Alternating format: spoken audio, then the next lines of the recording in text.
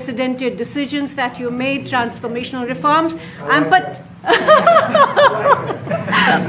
I'm particularly impressed by the expose on USAID. And I would like you to share with us if you think USAID had a role in election interference in the US in 2020 and Indian elections in 2024.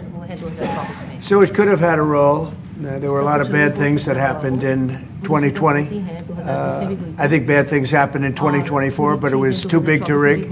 We won by a tremendous margin. We won every swing state. We won the popular vote by millions of votes. So it was too big to rig. But yeah, I think they probably tried. We're looking to go to a system now much different, where one-day voting, voter ID, and we have to do that. And paper ballots. We want paper ballots. And when they do that, we're going to clean it up very, very well. But we had a great 2016. We had a much better 2020 election. But bad things happened. And we had the best of all. We had, they say, the most consequential in history, 129 years. Most consequential. So it was a great election, and it gives me a chance to work again with the Prime Minister and India. And we're going to have a great relationship together. Mr. President, do you see प्रधानमंत्री जी कल president Trump ने president Putin से बात की है और युद्ध को रोकने की बात कही है. आप हमेशा से sir.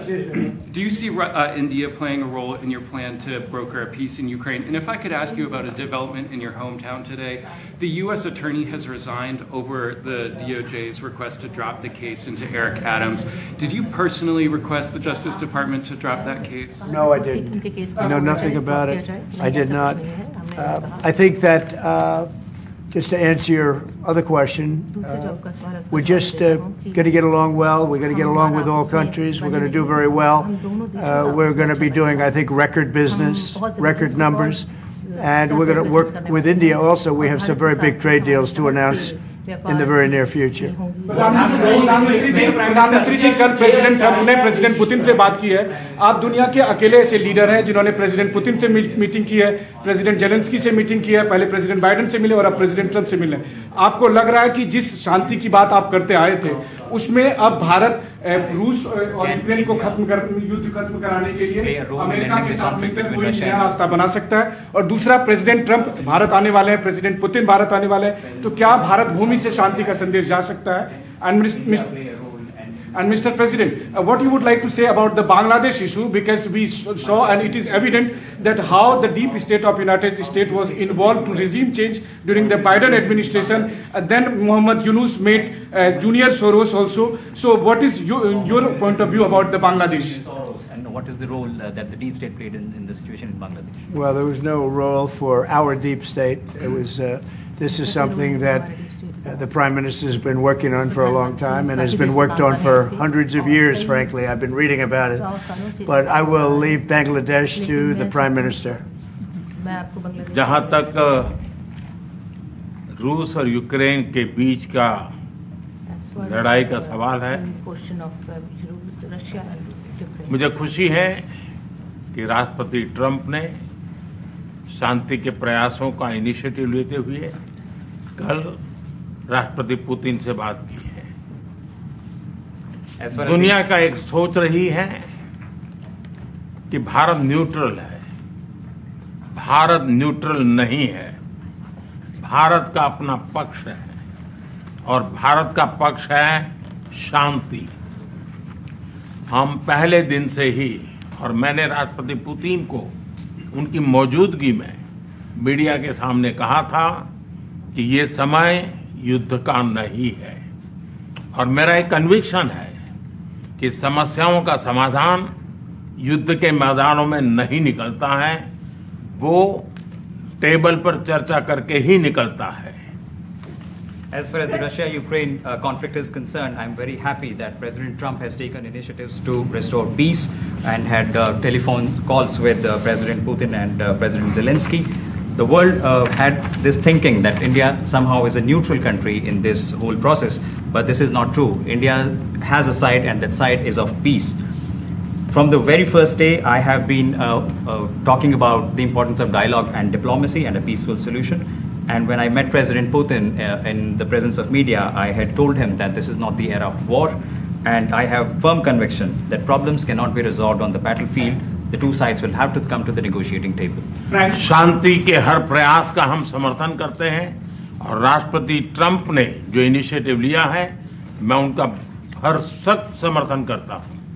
We support all efforts aimed at establishing peace. Can you let him translate, please? Trump has taken welcome it and support it. I just want to add to that. We had a very good phone call yesterday with President Putin. It lasted maybe an hour and a half. It was excellent, and I think we went a long way toward getting a solution to the horrible war where so many people are being killed, especially soldiers on the battlefield. At least 1.5 million soldiers have been killed on a ridiculous war that would have never happened if I were president. But we've got a long way to, I think we've got a long way to solving it.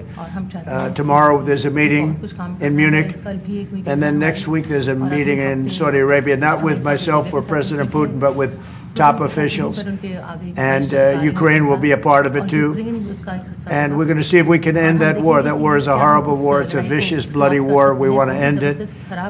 To your other question, that U.S. attorney was actually fired.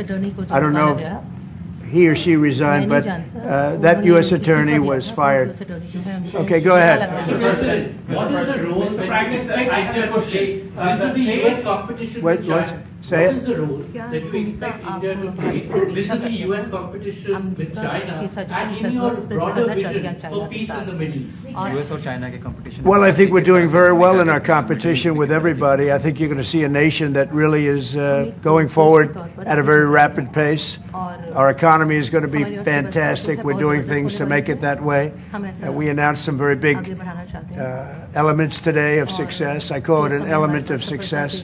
Reciprocal tariffs, so that somebody charges us, we charge them the same amount, which has never been done in our country before. We've always been taken advantage of by other countries, and we allow that to happen foolishly, but we're not going to allow that any longer. So I think we're going to do very well. We've been doing they say the last 3 weeks was among the best 3 weeks ever for a start in a presidency. There's never been anything like it. And when you see what we've been able to do in 3 weeks, people are really amazed. Even the Prime Minister mentioned it. I think other countries are looking at it. But I just want to thank everybody for being here. This is a terrific man. We're going to make some wonderful trade deals for India and for the U.S. And thank you all very much. Thank you very much. Appreciate it.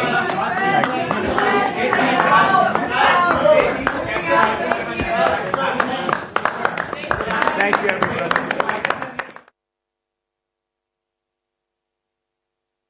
Great to see you again. We missed you. We missed you a lot. Here's some of our friends.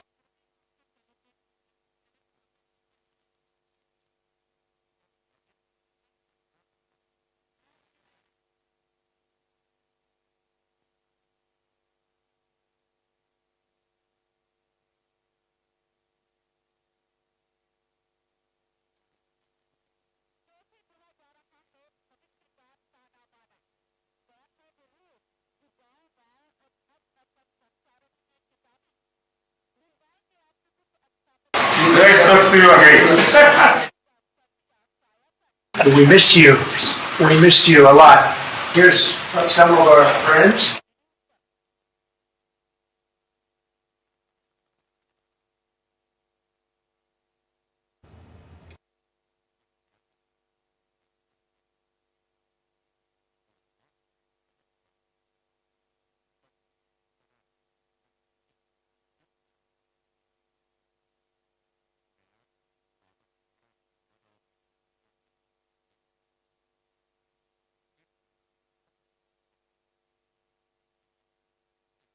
Great to see you again. We missed you. We missed you a lot. Here's some of our friends.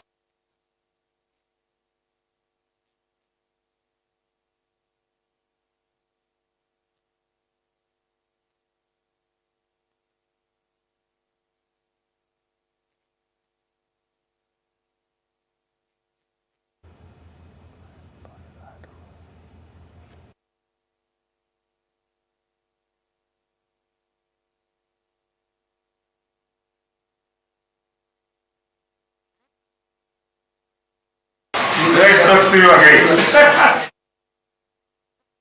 We missed you. We missed you a lot. Here's some of our friends.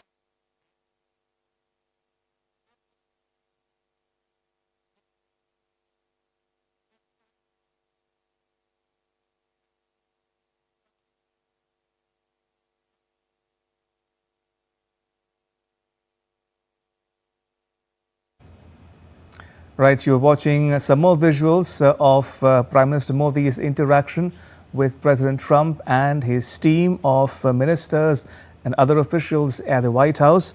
And before that, we brought you an extended media interaction between the two principals, Prime Minister Modi and President Trump, with members of the press corps at the White House.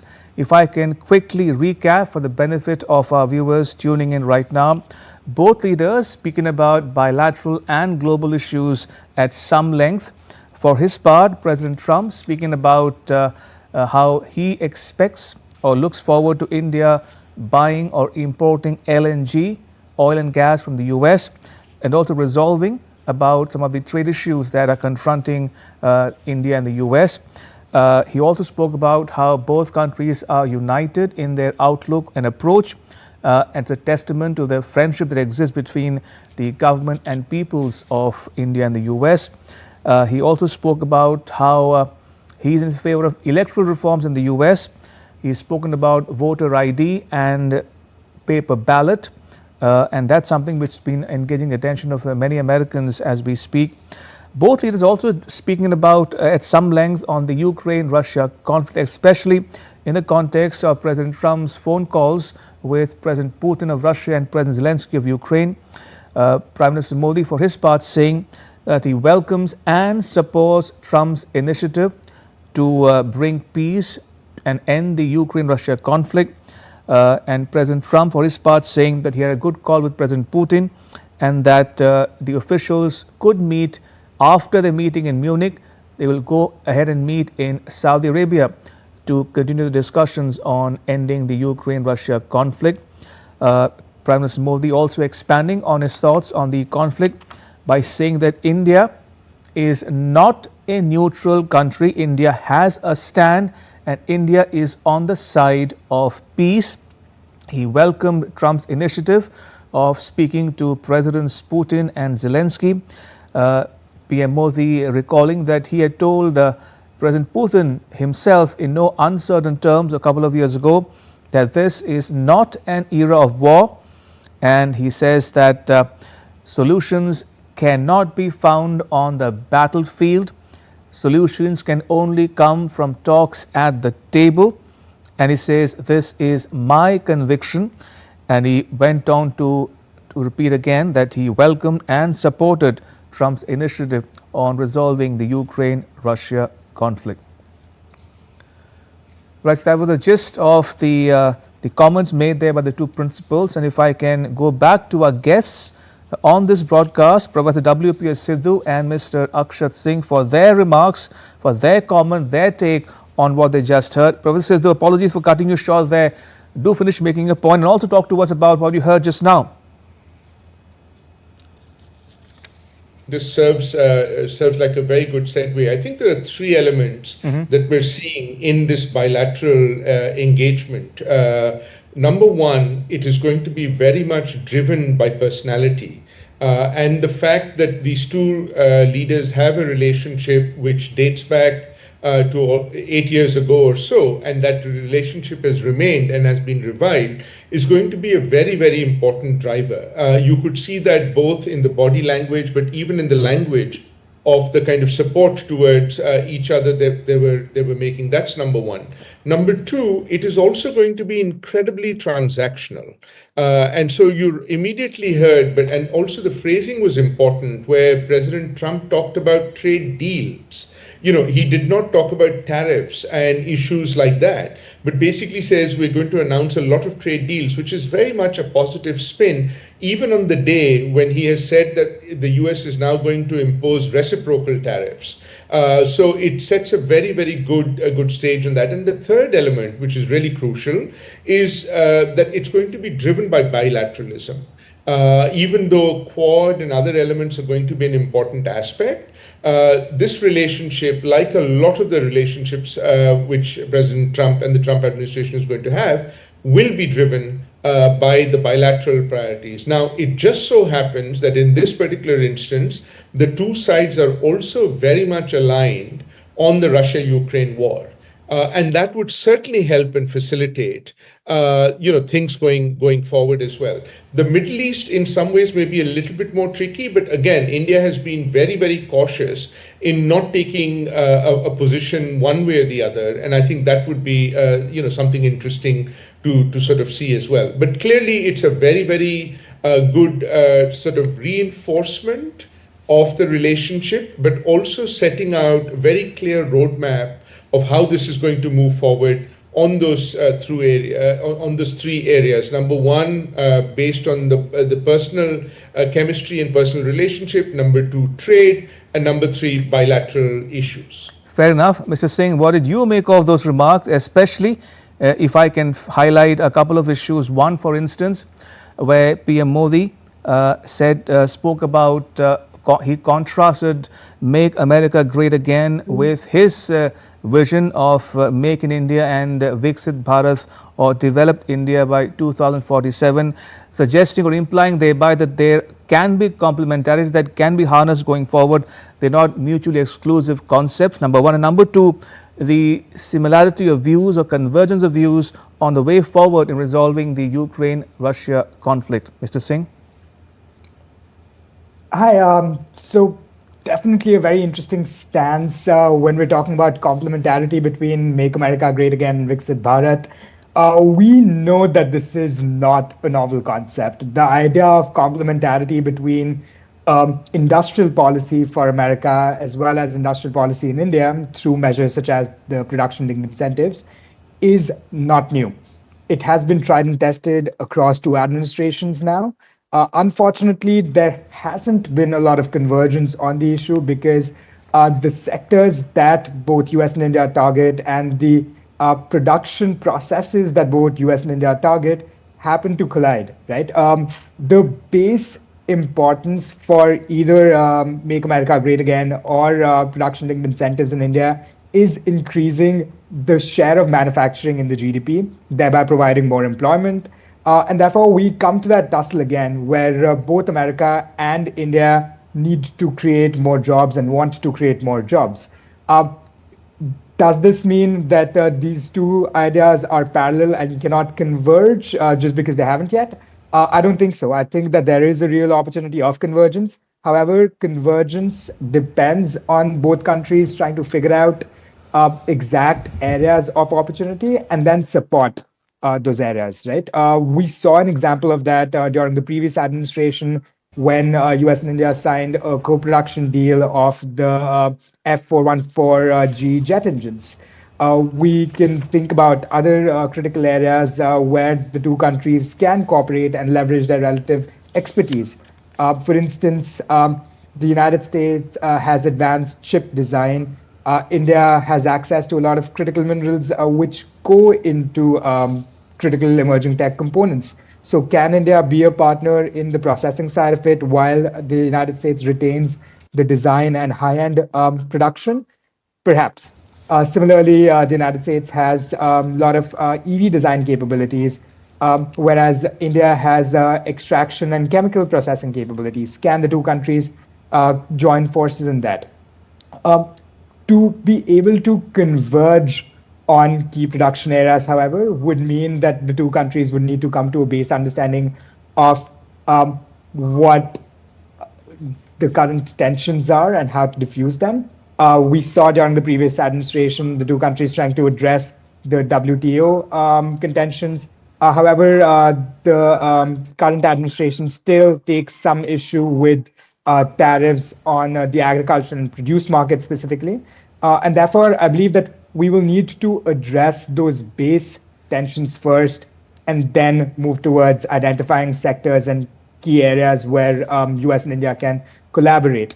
I feel that if India tries to double down on the sectors that it already excels in and sectors that have proven to be excellent job creators for the Indian economy. The relationship has true potential. For instance, if we try to think about textiles, or if we try to think about IT services, India doubling down on those, perhaps leveraging it further and developing big AI R&D industry, there is a clear opportunity for convergence. Now, moving on to your second question about convergence and opinion about Russia and Ukraine, I would like to point out a caveat over there. So the Prime Minister mentioned that India is not neutral and India is pro-peace, which has been the stance that the Prime Minister has taken since initially when the talks happened during G20 summit in New Delhi. However, he also added that he fully supports the United States' stance in solving Russia and Ukraine. Now, so far, the United States' stance on Russia and Ukraine under President Trump has been focused on reducing direct support to Ukraine, which might imply that it is de facto supporting Russia's aggressive behavior.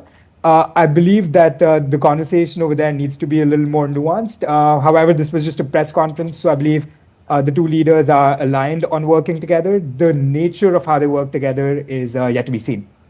Fair enough. Mr. Singh, do stay on. Let me say a big thank you to Professor Sidhu for joining us on this broadcast. Appreciate it, Professor Sidhu. Hope to see you again on our broadcast in the days to come. Thank you for now. Appreciate it. Let me also take a moment to welcome our new guest joining us on this broadcast. Mr. Gaurav Sansanwal is joining us. He is with the CSIS as well. So we have two guests with the CSIS, Mr. Gaurav Sansanwal and Mr. Akshat Singh, who are joining us on this broadcast. If I can come to you, Mr. Sansanwal, we've just heard from the two principals, Prime Minister Modi and President Trump, speak about a range of issues, bilateral, regional and global. What were some of the important takeaways from your vantage, your perspective from that media interaction? Absolutely. I think, as they say, well begun is half done. And we saw a clear indication on at least three counts in this press conference. Number one, President Trump mentioned the fact that a trade deal is something that he's looking at with respect to India and other countries. Now, we have to wait for the written word because that's not going to be an easy process. But the very fact that the two countries are looking at negotiating something of that nature is obviously a very, very big takeaway. The second thing I would say is this was very interesting from a perspective of laying out intentionality. Both leaders understand the intentions of one another.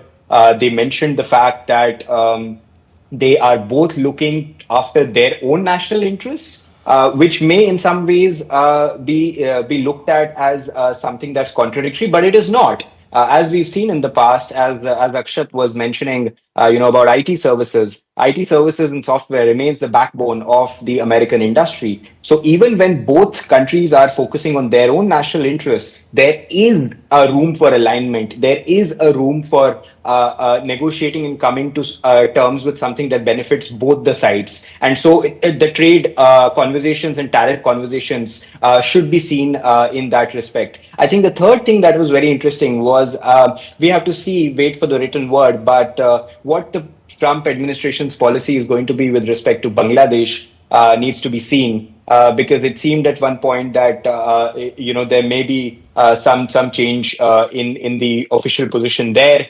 We've seen in the recent weeks that some level of aid which has been stopped in various countries. Bangladesh is one of them. So we have to see how that comes up as well. So just to summarize in the end, something on trade, continuation of the possibility of alignment on energy and defense. And then finally, maybe a change in foreign policy stance in the neighborhood for India. Yeah. Let me take a moment to also welcome a third guest who is joining us on this broadcast, Professor Indranil Basu Ray from the University of Memphis, Tennessee. Professor Ray, welcome to this broadcast as well. If I can start with you again, Professor Ray, your thoughts on the important takeaways from that media interaction between the two principals, Prime Minister Modi and President Trump. Did they tick all the right boxes, as it were, for you? No, I think they did more than ticking the boxes. It's important to understand that these two people were strong friends for a long time. Even during the last regime of Trump, they had extremely successful interaction with each other, with millions of people visiting Howdy Modi, where Trump came, and then in Namaste Trump in Ahmedabad. So carrying on that legacy, it's very clear that there's been a completely different chemistry between these two people, which got exhibited today also when they met with each other, hugged each other, and Trump said, "Seeing you back after a long time." You know, you could palpate the warmth that was there between them. So I think it's more than ticking, but of course we have to see this is a different Trump government.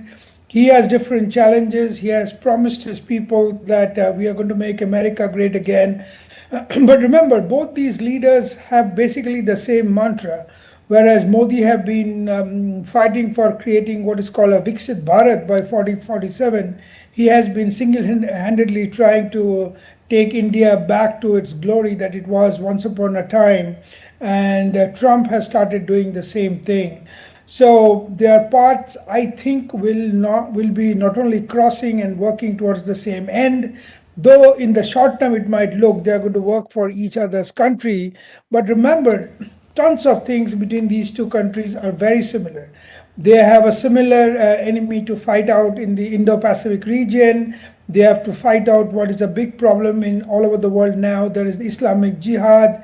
There are financial issues. There are multiple wars going on, which both these war leaders do not like, and they want peace. So though it looks that their path is coming to a fork, and Trump is going to think about America and Modi is going to continue to think about Bharat, but they may not actually be true. Actually, it may be a good chemistry that might work between them.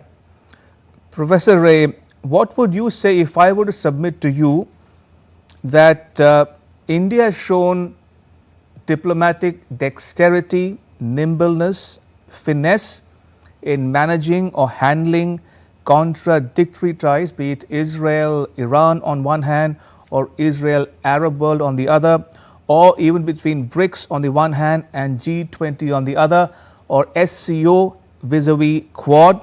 Do you think it behooves of India and it holds Delhi in good stead in the days and months and years ahead? Absolutely. You see, this is important to understand that not only India has dealt with diplomatic relationships with so-called the countries that you named, which would basically catching each other's jugular, that is Iran and Israel, but India has very good relation with these two. Same with Ukraine and Russia. As you remember, when hundreds of Indian medical students were stranded in Ukraine, Modi talked to both these leaders and stopped the war for a few hours to evacuate them. So that sort of power obviously speaks about diplomatic finesse by Modi and his government in Bharat, and of course with India. But having said that, it's also important to understand that, as Modi multiple times said, we are not a neutral country. We are for India. What is India's interest is my interest. So if India's interest is with Iran, India serves that interest, and India has the right to serve that interest. Similarly, if America's interest is with increasing the taxes against China, it has to do it. Because just like India, China's good is flooding every country. So America has to take its own role in that. So you're absolutely right. I completely agree with you that not only it's the finesse of the Indian government to deal with so-called countries which are inimical to each other, but also the fact that this is solely based on the fact what is good for Bharat in general, just like the Trump government says what is good for America is what is good for me.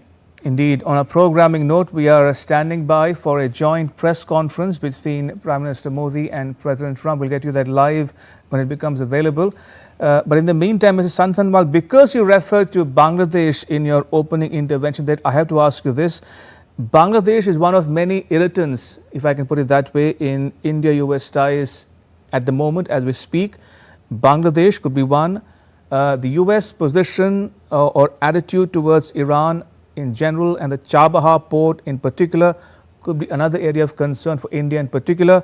A third issue could be the revisiting by the US of the Chagos Islands sovereignty in the Indian Ocean, and also the larger question, the elephant in the room, China. Your thoughts on some of these issues that might have been discussed and would be discussed in the days ahead as well between New Delhi and Washington, D.C. So let's talk about Bangladesh first. Sorry, if I can ask Mrs. Sansanwal to come in, please. Oh yeah, sorry, go ahead. No problem. Yeah, no, I think we should look at the fact that it is a bilateral relationship, and so much of the joint statement that we should expect in a couple of hours from now is going to focus on issues that are of structural relationship to the US-India partnership. But having said that, we have seen in the last few years an attempt by both the countries to try and get aligned on some issues of global importance. And one product of that has been the Quad partnership that the two countries have with Japan and Australia. And interestingly, this is a year where we are all expecting India to play host for the Quad Leaders Summit. So in that context, naturally, when the two leaders would sit together, all of these issues would come up, and there will be an effort to get realigned on some of them. Particularly because President Trump's election campaign focused a lot on some of the policy changes in all of these issues. And the overall relationship, the geopolitics, is structured within the backdrop of a competition between the United States and China. And so we are going to have to see how this joint statement attributes the meeting of minds on these issues. But my sense is that we may not get a lot on that in writing today, but we may get a lot more of it as 2+2 happens between the foreign and defense ministers in the coming months, as the other architecture between the two countries comes into focus as the year passes by, including in Quad. But over to others as well. Yeah. Mrs. Singh, just to build on that point made by some of our panelists, was the omission of the issue of tariff and immigration by default or design? I would lean on the design side, Mesh, because as Professor Sidhu was mentioning a brief while ago, what was included is perhaps as important as what wasn't. When the two leaders met, I believe they kept the focus on important issues, on strategic issues, and more importantly, on issues that can do no political harm. More contentious issues between both countries, including tariffs, including immigration, I believe were omitted by design because those issues can turn to be a little politically contentious. Having said that, that does not necessarily mean that the countries are not working on those issues. We saw when the foreign minister, Dr. S. Jaishankar, came for President Trump's inauguration, one of the first things on the agenda was the deportation of illegal immigrants. However, I feel that the leaders understand that rough patches such as immigration, such as agreements on tariffs need to be discussed by other representatives of the government, whereas both of them can stay on track and both of them can stay while they're continuing and maintaining a positive agenda.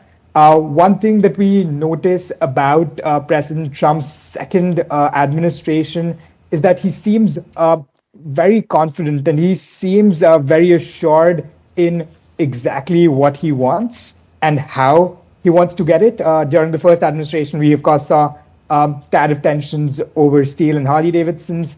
I don't think that President Trump's stance on tariffs has changed. It hasn't. I feel that he is just more familiar with how to move the issue through without creating unnecessary clutter and unnecessary noise.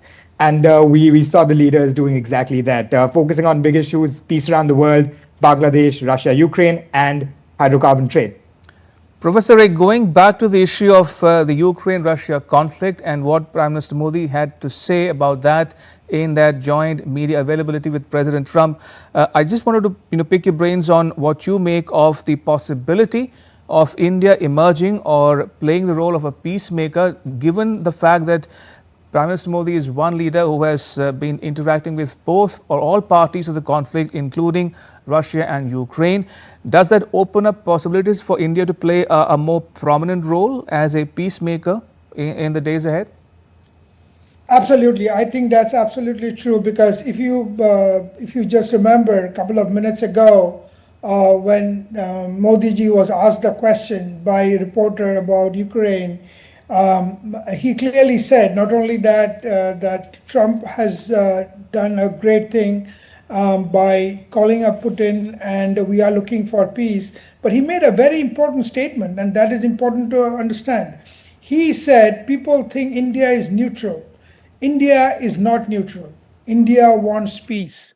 So now that, and just following that, just a couple of minutes back, you heard Mr. Trump saying that I had 1.5 hour talk with Mr. Putin.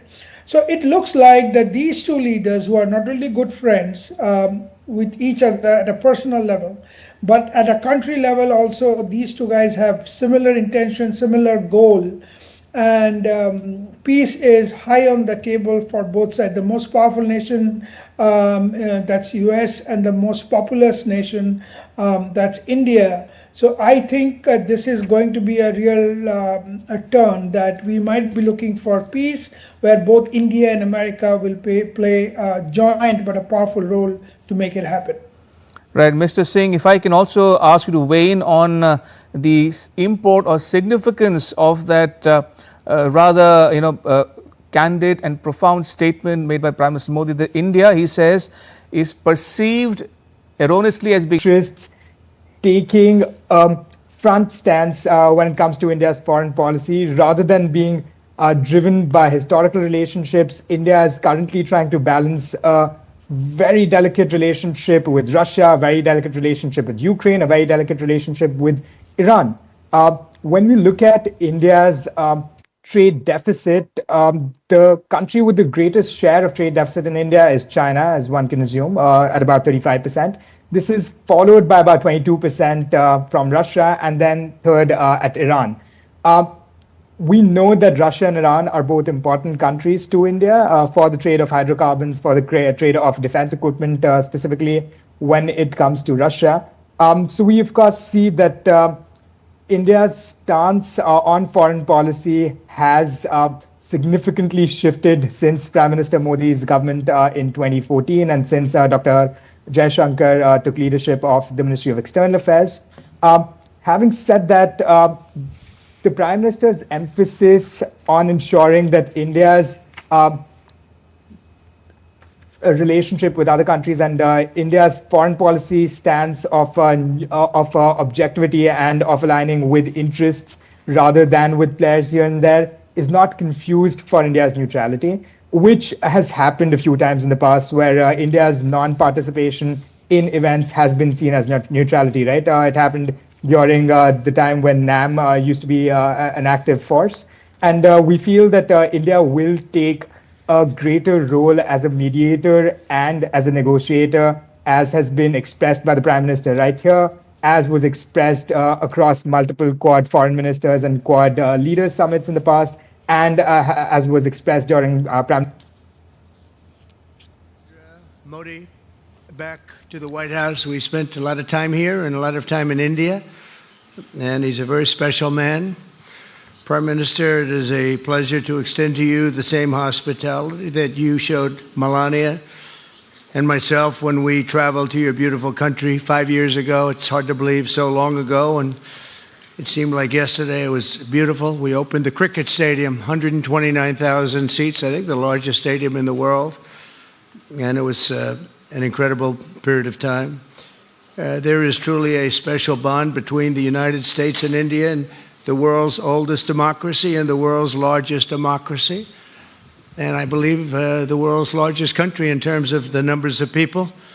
And today the Prime Minister and I are announcing a framework to strengthen those ties even further economically, and the U.S.-India Compact for the 21st century is a historic initiative that will deepen every aspect of our partnership and our friendship.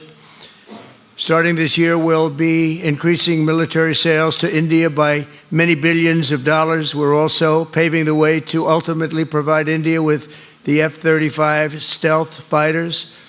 In 2017, my administration revived and reinvigorated the Quad security partnership. In our meeting today, the Prime Minister and I reaffirmed that strong cooperation among the United States, India, Australia, and Japan. And it's crucial, really, to maintaining peace and prosperity, tranquility, even in the Indo-Pacific. In addition, the United States and India will be working together like never before to confront the threat of radical Islamic terrorism, a threat all over the world, actually. Today, I'm pleased to announce that my administration has approved the extradition of one of the plotters and one of the very evil people of the world, and having to do with the horrific 2008 Mumbai terrorist attack, to face justice in India. So he's going to be going back to India to face justice. As we deepen our defense partnership, we'll also strengthen our economic ties and bring greater fairness and reciprocity to our trading relationship. As a signal of good faith, Prime Minister Modi recently announced the reductions to India's unfair, very strong tariffs that limit U.S. access into the Indian market very strongly, and really it's a big problem, I must say. India imposes a 30 to 40 to 60 and even 70% tariff on so many of the goods, and in some cases far more than that. And as an example, a 70% tariff on U.S. cars going into India, which makes it pretty much impossible to sell those cars. Today, the U.S. Trade deficit with India is almost $100 billion, and Prime Minister Modi and I have agreed that we'll begin negotiations to address the long-running disparities that should have been taken care of over the last 4 years, but they didn't do that, in the U.S.-India trading relationship, with the goal of signing an agreement. And we want, we want a certain level playing field, which we really think we're entitled to, and he does also, in fairness. So we're going to work on that very hard, and we can make up the difference very easily with the deficit, with the sale of oil and gas, LNG, of which we have more than anybody in the world. The Prime Minister and I also reached an important agreement on energy that will restore the United States as a leading supplier of oil and gas to India. It will be hopefully their #1 supplier. And the groundbreaking development for U.S. nuclear industry, India is also reforming its laws to welcome U.S. nuclear technology, which is at the highest level, into the Indian market. This will bring safe, clean, and affordable electricity to millions of Indians and tens of billions of dollars to the U.S. civilian nuclear industry in India. And under the framework we are announcing today, the United States and India are also joining forces to ensure that artificial intelligence and other advanced technologies are developed by two of the most advanced nations, intellectually and otherwise technologically. Anywhere in the world, there's nobody very much closer. We have an incredible relationship there, and this is where it seems to be heading. And artificial intelligence, a very complex subject, but it seems to be where people want to be and they want to go, and we're leading right now by a lot, but other people will try to catch us. I don't know if they're going to be able to. We're going to make it available. We're going to make tremendous amounts of electricity available. We're going to let the people that are buying the electricity make their own electric plants, electric generation plants. And we've never done this in our country, but we're going to get it done very quickly. Lee Zeldin and his group are going to get the approvals in very rapid form. And we're calling it a national emergency, and that's exactly what it is. So we're going to remain at the top of the AI, or artificial intelligence, I think, for a long time to come. And we're going to be working very closely with India and other countries on that. But right now, we're the leader by quite a bit. Finally, we agreed to work together to help build one of the greatest trade routes in all of history. It will run from India to Israel to Italy and onward to the United States, connecting our partners by ports, railways, and undersea cables, many undersea cables. It's a big development. It's a lot of money going to be spent, and we've already spent some, but we're going to be spending a lot more in order to stay advanced and stay the leader. I'm pleased to report that with today's announcements, the friendship between the United States and India is the strongest I believe it's ever been. I think our relationship is the best it's ever been between two leaders of the two countries, and it's an honor to say that. I'd like to now invite the Prime Minister to say a few words, and then we'll take some questions, and we appreciate you all being here. Thank you very much. Thank you very much.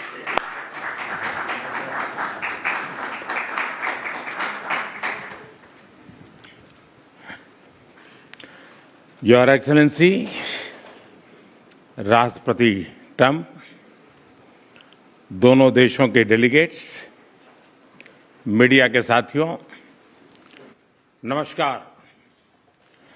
सबसे पहले मैं मेरे प्रिय मित्र राष्ट्रपति Trump को मेरे शानदार स्वागत और आतिथ्य सत्कार के लिए हार्दिक आभार व्यक्त करता हूं। राष्ट्रपति ट्रंप ने भारत और अमेरिका संबंधों को अपने नेतृत्व से संजोया है, जीवंत बनाया है।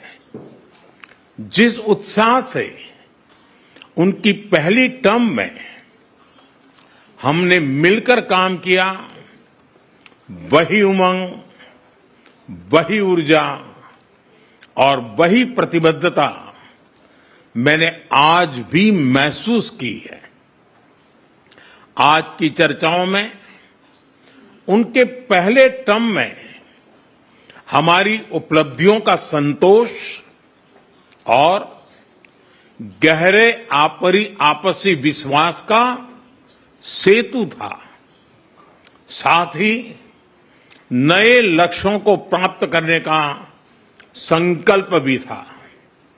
हम मानते हैं कि भारत और अमेरिका का साथ और सहयोग एक बेहतर विश्व को शेप कर सकता है।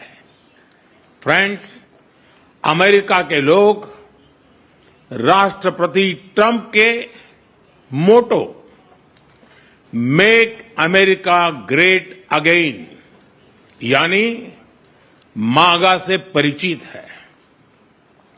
भारत के लोग भी विरासत और विकास की पटरी पर विकसित भारत 2047 के दृढ़ संकल्प को लेकर तेज गति शक्ति से विकास की ओर अग्रसर है।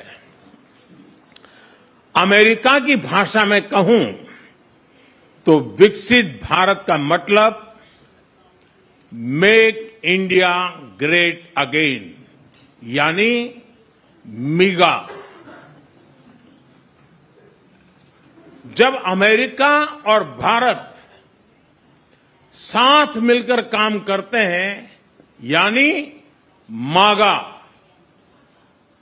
मागा प्लस मिगा, तब बन जाता है मेगा पार्टनरशिप फॉर प्रॉस्पेरिटी। और यही मेगा स्पिरिट हमारे लक्ष्यों को नया स्केल और स्कोप देती है। फ्रेंड्स, आज हमने द्विपक्षीय व्यापार को 2030 तक 2 गुना से भी अधिक बढ़ाकर $500 बिलियन तक पहुंचाने का लक्ष्य निर्धारित किया है।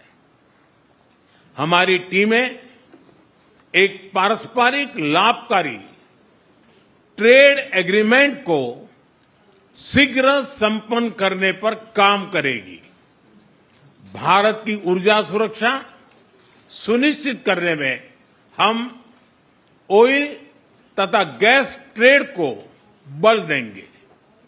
ऊर्जा इंफ्रास्ट्रक्चर में निवेश भी बढ़ेगा। न्यूक्लियर एनर्जी क्षेत्र में हमने स्मॉल मॉड्यूलर रिएक्टर्स की दिशा में सहयोग बढ़ाने पर भी बात की।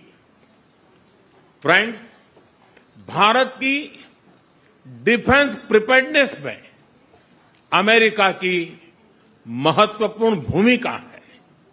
स्ट्रैटेजिक और ट्रस्टेड पार्टनर के नाते हम जॉइंट डेवलपमेंट, जॉइंट प्रोडक्शन और ट्रांसफर ऑफ टेक्नोलॉजी की दिशा में सक्रिय रूप से आगे बढ़ रहे हैं। आने वाले समय में भी नई टेक्नोलॉजी और इक्विपमेंट हमारी क्षमता बढ़ाएंगे।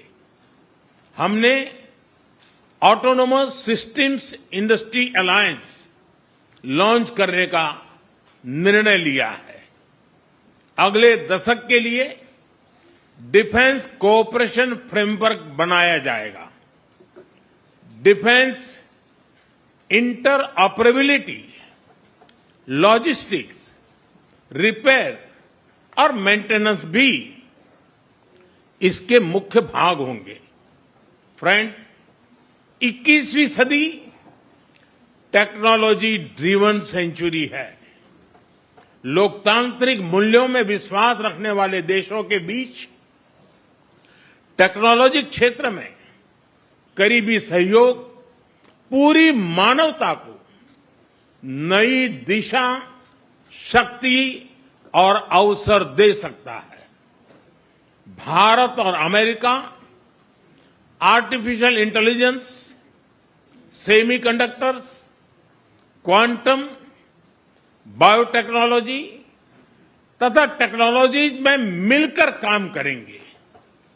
आज हमने ट्रस्ट यानी transforming relationship utilizing strategic technology, उस पर सहमति बनाई है। इसके अंतर्गत क्रिटिकल मिनरल, एडवांस मटेरियल और फार्मास्यूटिकल की मजबूत सप्लाई चेन्स बनाने पर बल दिया जाएगा। लिथियम और रेयर अर्थ जैसे स्ट्रेटेजिक मिनरल के लिए रिकवरी और प्रोसेसिंग इनिशिएटिव्स लॉन्च करने का भी निर्णय लिया है। स्पेस के क्षेत्र में अमेरिका से हमारा करीबी सहयोग रहा है। इसरो और नासा के आपसी सहयोग से बनाई निसार सैटेलाइट शीघ्र ही भारतीय लॉन्च व्हीकल पर अंतरिक्ष की उड़ान भरेगी। फ्रेंड्स, भारत और अमेरिका की साझेदारी लोकतंत्र और लोकतांत्रिक मूल्यों तथा व्यवस्थाओं को सशक्त बनाती है। इंडो पैसिफिक में शांति, स्थिरता और समृद्धि को बढ़ाने के लिए हम मिलकर काम करेंगे। इसमें क्वाड की विशेष भूमिका होगी।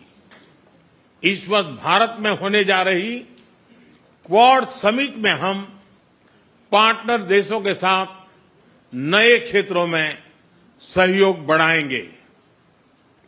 आईमेक और I2U2 के तहत हम इकोनॉमिक कॉरिडोर और कनेक्टिविटी इंफ्रास्ट्रक्चर पर मिलकर काम करेंगे।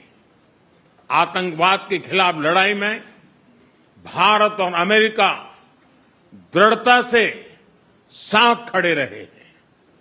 हम सहमत हैं कि सीमा पार आतंकवाद के उन्मूलन के लिए ठोस कार्रवाई आवश्यक है। और मैं राष्ट्रपति जी का आभारी हूं, उन्होंने 2008 के जिसने भारत में नरसंहार किया था, उस मुजरिम को अब भारत के हवाले करने का निर्णय किया है। भारत की अदालतें उचित कार्यवाही करेंगी। फ्रेंड्स, अमेरिका में रहने वाला भारतीय समुदाय हमारे संबंधों की महत्वपूर्ण कड़ी है।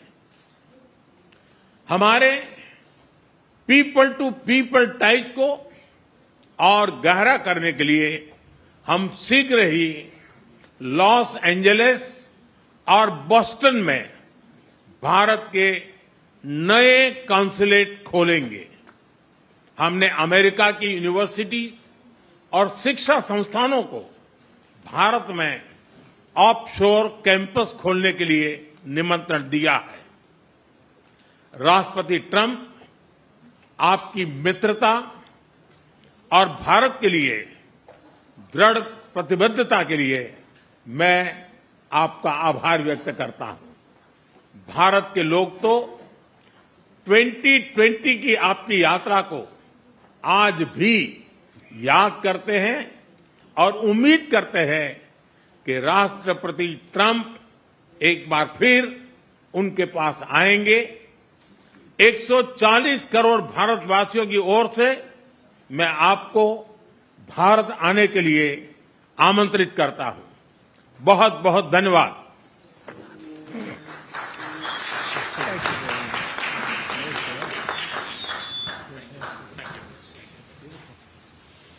Okay, thank you very much. That was excellent.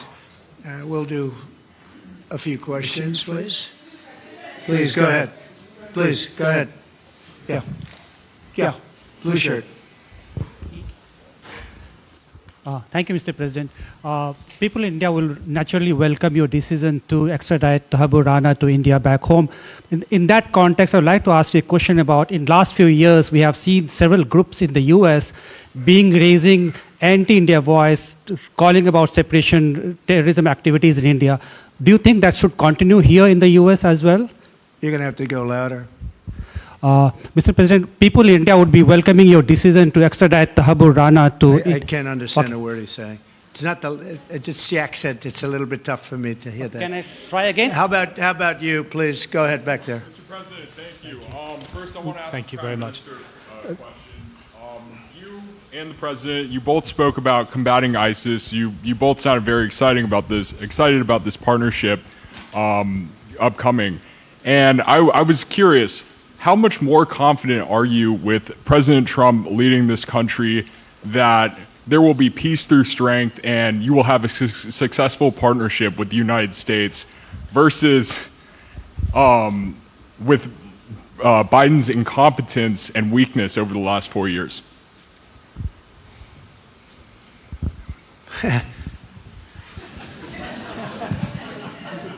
That's your question, but I'll answer it. I agree with you. Yeah, gross incompetence. We're going to have a fantastic relationship, and it has been.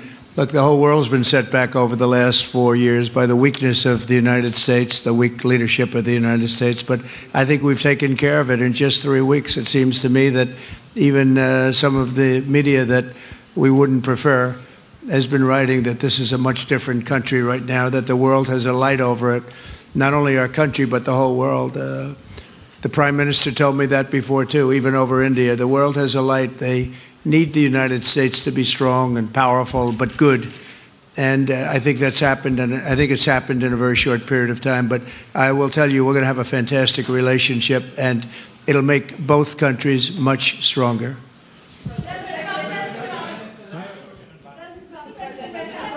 Yes, go ahead, please.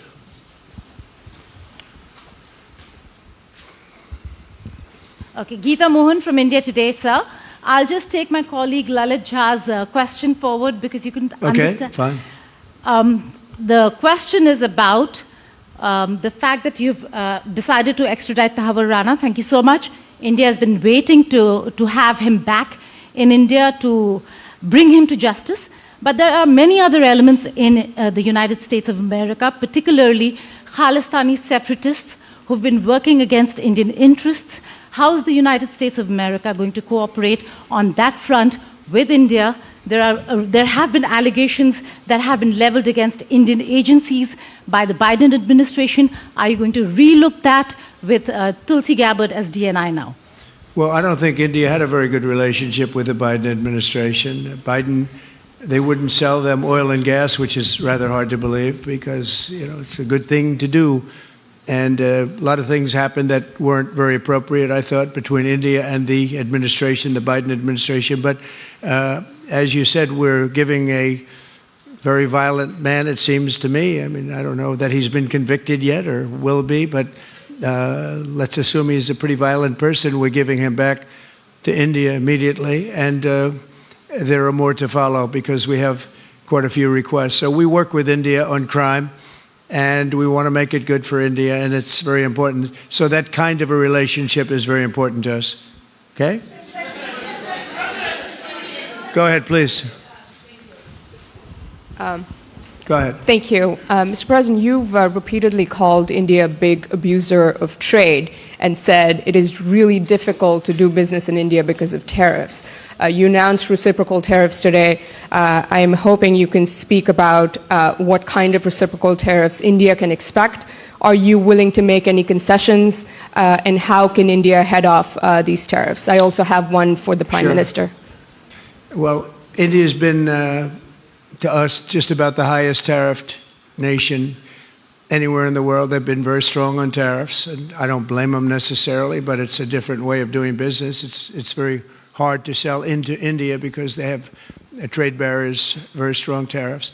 We are right now a reciprocal nation. We are going to, if it's India or if it's somebody else with low tariffs, we're going to have the same. We're going to have whatever India charges, we're charging them. Whatever another country charges, we're charging them. So it's called reciprocal, which I think is a very fair way. We didn't have that.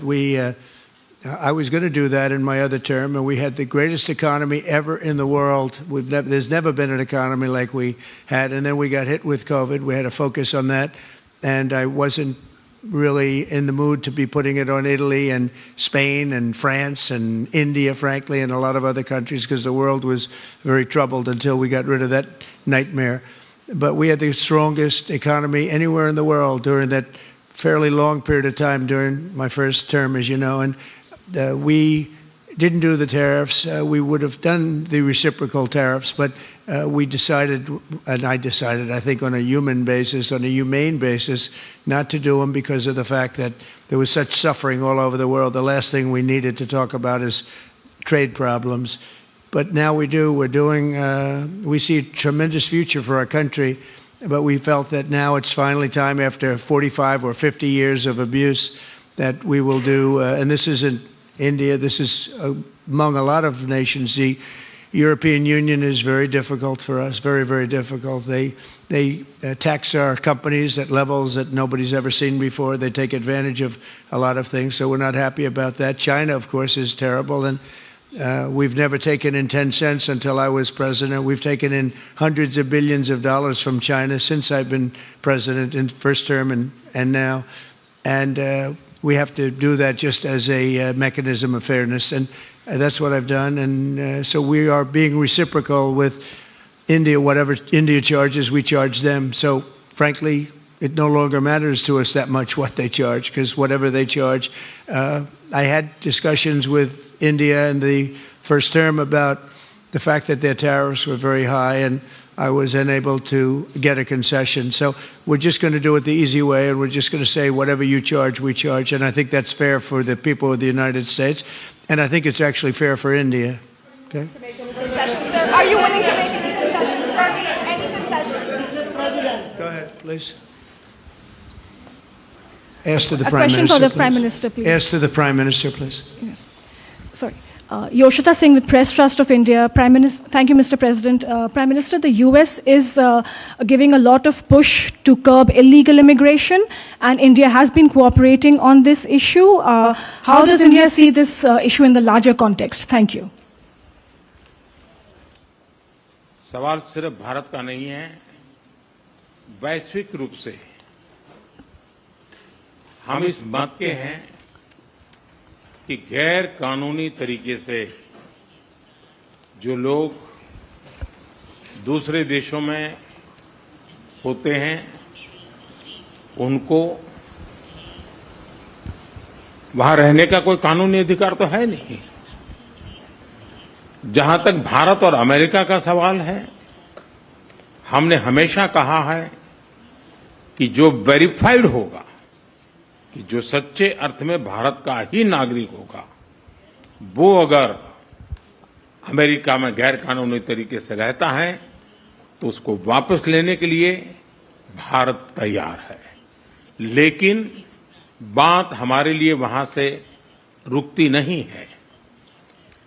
ये सामान्य परिवारों के बच्चे होते हैं, उनको बड़े बड़े सपने दिखाए जाते हैं और उनको ज्यादातर ऐसे होते हैं उनको गुमराह करके लाया जाता है। और इसलिए ये ह्यूमन ट्रैफिकिंग में जुड़े हुए पूरे इकोसिस्टम पर हमने वार करना चाहिए। और अमेरिका और भारत मिल करके हमारी कोशिश है और हमारी कोशिश रहनी चाहिए कि इस प्रकार की पूरी इकोसिस्टम को हमें जड़ मूल से नष्ट करना चाहिए ताकि ह्यूमन ट्रैफिकिंग बंद हो और गरीब लोगों को जो अपनी धन दौलत बेच करके ऐसे बड़े बड़े सपने दिखा करके उनको अंधेरे में रख करके ले जाया जाए, उनके साथ भी अन्याय है। और इसलिए हमारी बड़ी लड़ाई उस पूरे इकोसिस्टम के खिलाफ है और मुझे विश्वास है कि राष्ट्रपति ट्रंप भी इस इकोसिस्टम को खत्म करने में भारत का पूरा सहयोग करेंगे।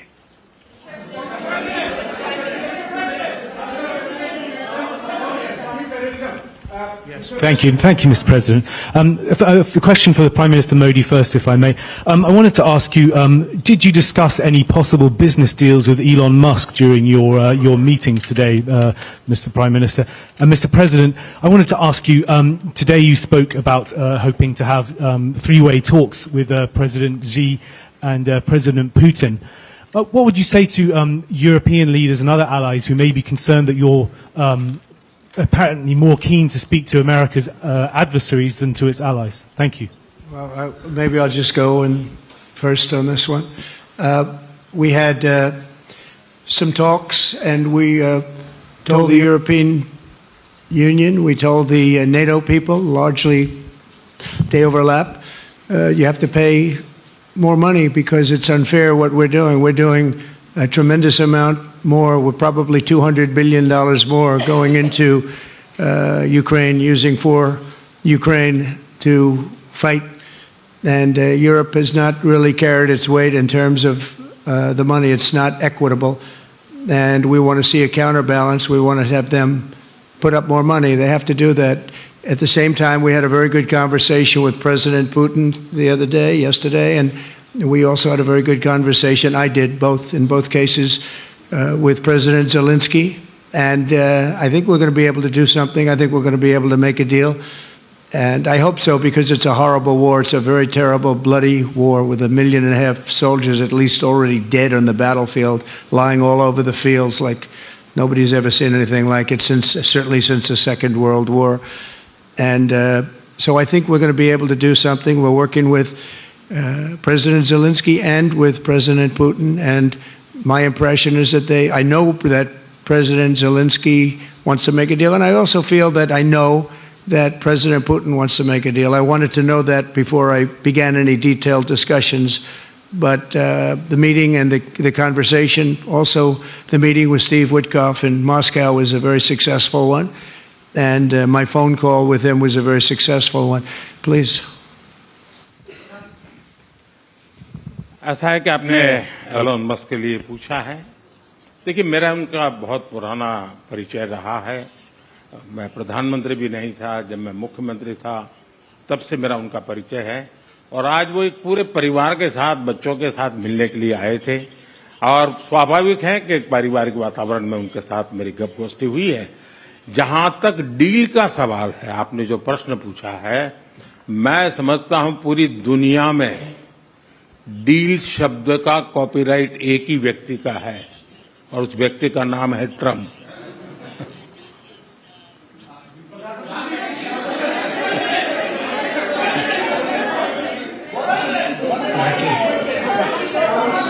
That was very nice. Yeah, go ahead, please. Thank you, Mr. President. Can I ask whether you discussed at all today the case of Gautam Adani, who's one of the wealthiest men in Asia and perceived as an ally of Prime Minister Modi? Prime Minister Modi, have you asked the President to take action on that case? Thank you. पहली बात है भारत एक लोकतांत्रिक देश है और हमारे संस्कार, हमारी संस्कृति वसुधैव कुटुंबकम की हैं। हम पूरे विश्व को अपना एक परिवार मानते हैं। हर भारतीय को मैं अपना मानता हूं। दूसरी बात है, ऐसे व्यक्तिगत मामलों के लिए दो देश के मुखिया न मिलते हैं, न बैठते हैं, न बात करते हैं।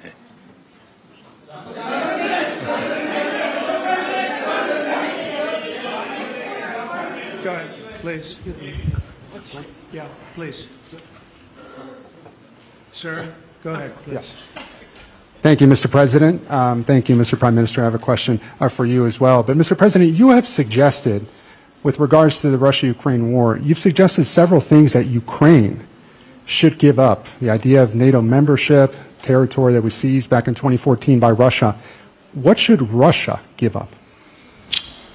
Russia has gotten themselves into something that I think they wish they didn't. If I were president, it would not have happened. Absolutely would not have happened. And it didn't happen for 4 years. If you look at what has taken place under President Bush, they lost a lot. Under President Obama, they lost Crimea. Under Biden, it looks like they could lose the whole thing. Under Trump, they lost nothing. Ukraine lost nothing. They didn't give up anything. And you take a look at the other three presidents surrounding me, they gave up a lot. I think that when you look at Ukraine and when you look at the mess that they're in, it's got to be ended and it's got to be stopped. Now, Russia's taken over a pretty big chunk of territory, and they also have said from day one, long before President Putin, they've said they cannot have Ukraine be in NATO. They said that very strongly. I actually think that that was the thing that caused the start of the war, and Biden said it, and Zelensky said it, and I think that was one of the reasons, one of the starts of the war. But from long before Putin, they said you cannot have Ukraine going in any way into NATO. And I start from that standpoint. I think everybody knew that. Now, if a better deal can be negotiated, if they are able to make a deal where they can do that, that's fine with me. I really don't care. I want that bloodshed to stop. I don't want to see, we have an ocean between us and the site we're talking about, the site of death. We're calling it the fields of death. We have a big ocean in between us. This is more important for Europe. We shouldn't be in. They have to equalize, and they're going to have to do it fast, but they have to equalize. But as far as the negotiation, it's too early to say what's going to happen. Maybe Russia will give up a lot. Maybe they won't. And it's all dependent on what is going to happen. The negotiation really hasn't started. But I will say, as far as NATO is concerned, from many years before President Putin, I will tell you that I've heard that Russia would never accept that. And I think Ukraine knew that, because Ukraine wasn't in and never requested to be in until more recently. So that's the way it is, and I think that's the way it's going to have to be. Go ahead, please. All right, go ahead, please, with the tie. With the tie, yeah. Mr. President. Yes, go ahead, please. This is Saurabh Shukla from News Mobile. Mr. President, you spoke about Prime Minister Modi as a tough negotiator. Who was a tougher negotiator today, and who has a better negotiating tactic when it comes to tariffs? Oh, he's a much tougher negotiator than me, and he's a much better negotiator than me. There's not even a contest. Okay?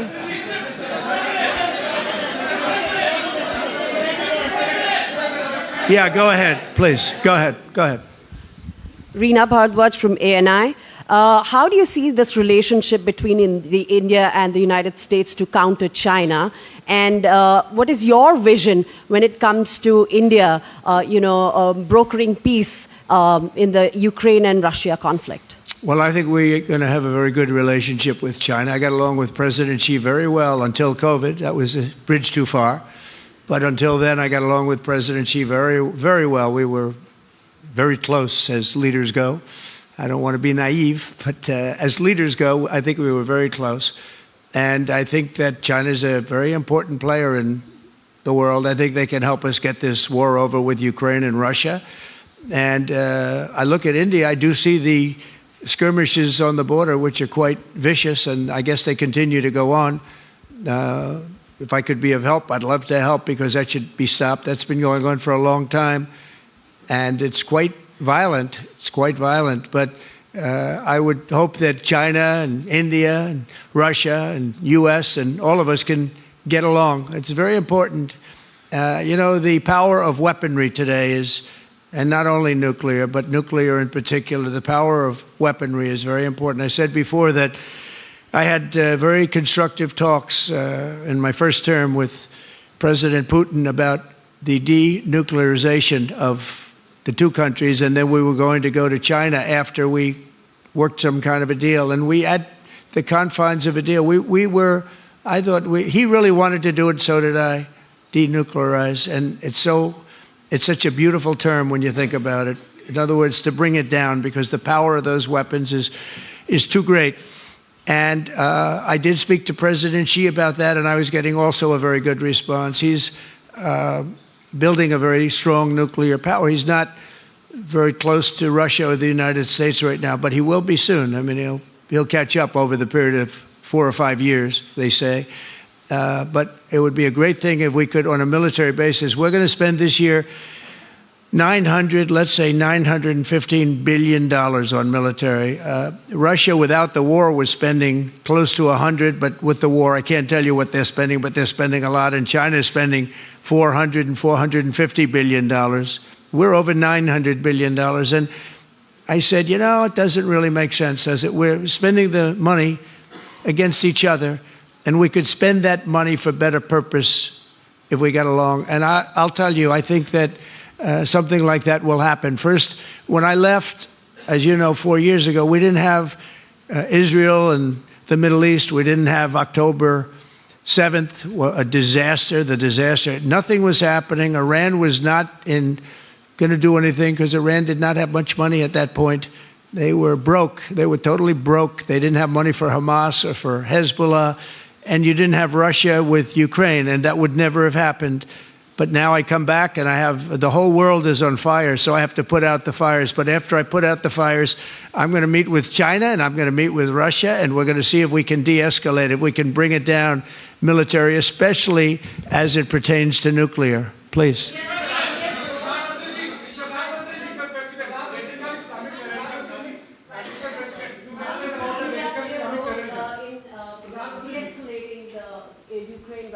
अगर आप mic लेकर के कुछ बात करें तो प्रधानमंत्री जी, आप इंडिया का रोल कैसे देखते हैं? आपने बातचीत की है प्रेसिडेंट ट्रम्प से to de-escalate the conflict in Russia and Ukraine. आप जानते हैं मैं रशिया और यूक्रेन दोनों से लगातार संपर्क में रहा हूं. मैं स्वयं भी दोनों देश की मुलाकात कर चुका हूं. बहुत से लोगों का एक भ्रम है कि भारत न्यूट्रल है. मैं साफ करना चाहता हूं, भारत न्यूट्रल नहीं है. हमारा अपना एक पक्ष है और हमारा पक्ष है शांति, पीस. और मैंने इसी एक हमारे सिद्धांत को लेकर के राष्ट्रपति पुतिन की हाजिरी में मीडिया के सामने स्पष्ट रूप से कहा था कि युद्ध का समय नहीं है. और आज भी मेरा कन्विक्शन है कि युद्ध के मैदान में समस्याओं के समाधान नहीं निकलते हैं, अल्टीमेटली वार्ता के टेबल पर ही होते हैं. और भारत का लगातार प्रयास रहा है कि दोनों लोग जिसमें मौजूद हो वैसे फोरम में बातचीत होगी, तब कोई रास्ता निकलेगा. राष्ट्रपति ट्रंप जो प्रयास कर रहे हैं, मैं उनका स्वागत करता हूं, समर्थन करता हूं और मैं चाहता हूं कि राष्ट्रपति ट्रंप हो सके उतना जल्दी सफल हो ताकि दुनिया में शांति के रास्ते खुले.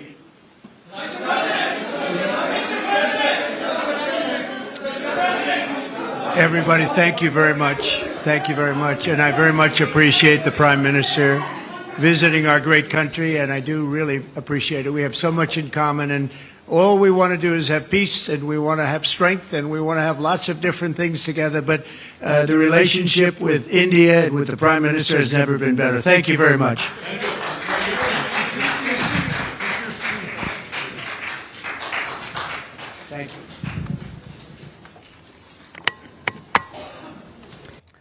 All right, you're watching the live joint press conference by the Prime Minister of India and the President of the United States at the White House in Washington, D.C.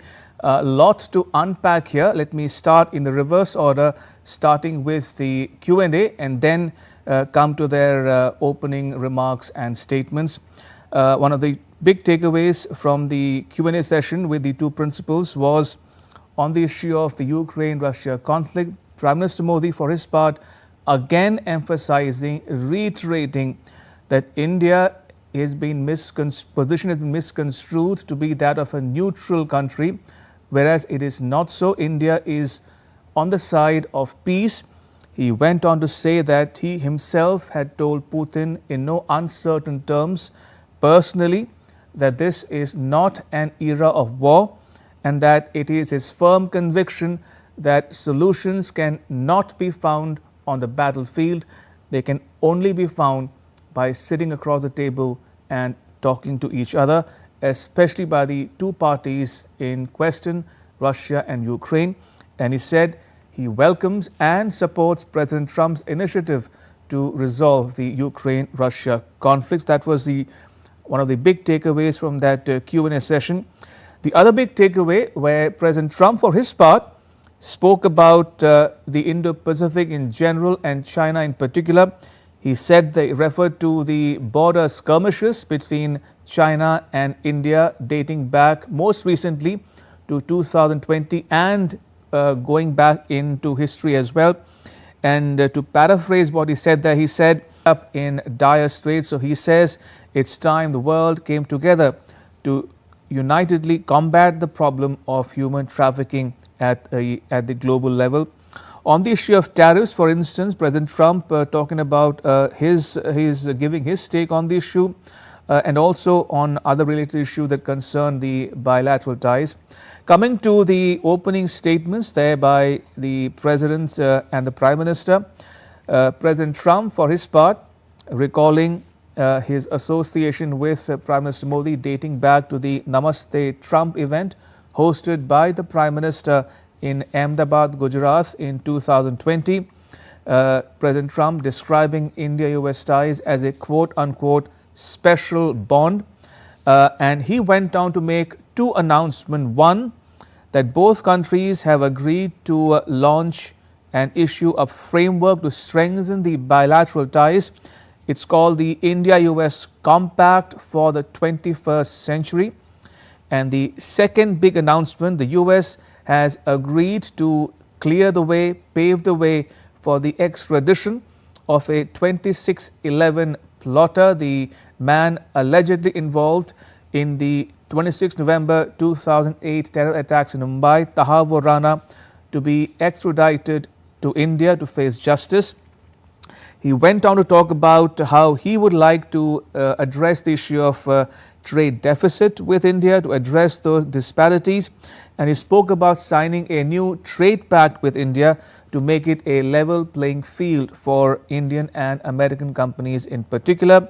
He spoke about how he would like India to buy, to purchase, to import more LNG, oil and gas from the US, about how American companies can involve themselves in setting up the nuclear industry in India, civil nuclear energy. He also spoke about collaboration on AI and high technology. And last but not the least, on the issue of the India, Middle East, Europe economic corridor, he spoke about how that opportunity raises opportunities for employment as well as in beefing up infrastructure and connectivity in terms of railroad, railway and submarine cables. Coming to Prime Minister Modi's remarks there, he spoke about, again he recalled his association with President Trump dating back to his first term in office, and he referred to Trump's campaign slogan of Make America Great Again by saying that in his worldview, he also endorses the idea of Make India Great Again, and together with MAGA, MAGA plus MEGA amounts to or tantamounts to Mega Partnership for Prosperity, which will impart a new scope and scale to the India-US partnership. Prime Minister Modi spoke about gas trade, about civil nuclear cooperation, defense preparedness, for which the US companies can play a crucial role in joint development, joint production and transfer of technology to India. He spoke about revising and revisiting the defense cooperation framework for another decade going forward in terms of logistics, repair and maintenance. Another issue on the agenda was artificial intelligence and semiconductors. He spoke about space cooperation, the Indo-Pacific, in terms of the Quad Summit, which will be hosted by India this year. He also referred to the IMEC and the I2U2 groupings insofar as infrastructure and connectivity go. Besides, of course, counterterrorism, the extradition of the 2611 plotter to India to face justice. And last but not the least, he announced that India would open a new consulate in 2 US cities, Los Angeles and Boston. Excuse me. So that in a nutshell was the big takeaways from the joint press availability between Prime Minister Modi and President Trump. If I can also take a moment to go back to our guests, if they are still with us. We are told about Gaurav Sansanwal and Akshat Singh from CSIS and Professor Indranil Basure from the University of Memphis, Tennessee, for their comments, brief comments to begin with on the big takeaways from the joint press statements and the Q&A with President Trump and Prime Minister Modi. If I can start with you, Professor Ray, your thoughts very quickly, if you will, about your takeaways from that press availability. So I have 3 important things that Sure. I think is the most important that we got to understand. One is increased defense cooperation. Mr. Trump clearly said that he's going to possibly give F-35 to India, and that's a big thing. India is at a point that it's struggling to have in its armamentarium a stealth fighter to match China. Though there's a lot of questions about the real capability of China's stealth fighter. But having said that, F-35 for India would certainly be a game changer. That's one big thing. In the same vein, he said he's willing and he knows there's been dirty skirmish between India and China. If he can help, he would like to take part. Obviously, this is the salami taking attitude of China trying to cut into other property. The only country in the world which has fight with each and every neighbor that it has, each and every neighbor. There's not even a single neighbor of China with which it doesn't have territorial dispute. So that's one important thing, I think. So defense cooperation and understanding China. Second important thing is very important that I think is India has been bled in most since its independence by Pakistan and its Islamic jihad. And though it's basically a nation, but it has been exporting jihad all through.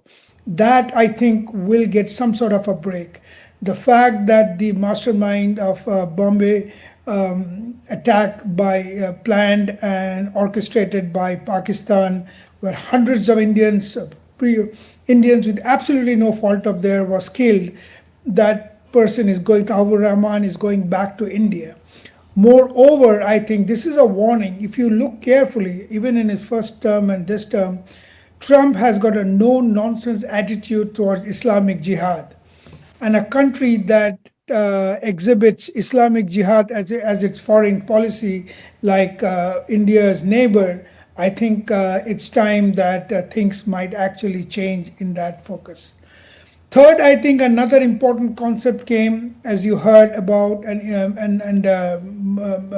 Mr. Modi's reaction was very appropriate. He clearly made it clear that if a real Indian citizen is an illegal alien in America, India is more than willing to take it back. And that's a very rational concept.